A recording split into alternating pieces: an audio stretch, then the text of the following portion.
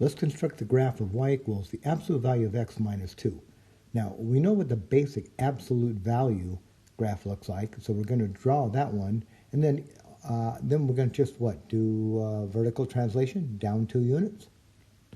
So I popped in here the graph of the basic absolute value. Now look what happens here as you do this. You start here. Here's what I noticed. If I start here at the vertex, what do? You go out 1, up 1, out 1, up 1. Out 2, absolute value of 2 is 2. You go to the left 2, absolute value of negative 2 is 2. So you go out 3, up 3, out 3, up 3. All right, so here's the basic.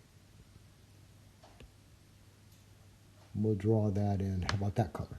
How about if we start here, right here, we go out 1, up 1, out 2, up 2, out 3, up 3.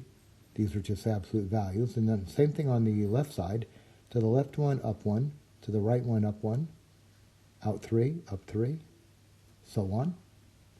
See if we can get a reasonable graph here. How about that one? And that one. Right, so here's our graph of the basic absolute value function. Now our function, we're just going to take this absolute value function, this one right here, and shift it, down 2 units.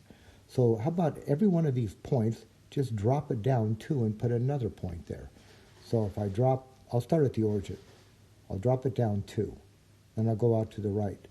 Now I'm up here at that 1, drop it down 2. Go to 2, drop it down 2, puts me here.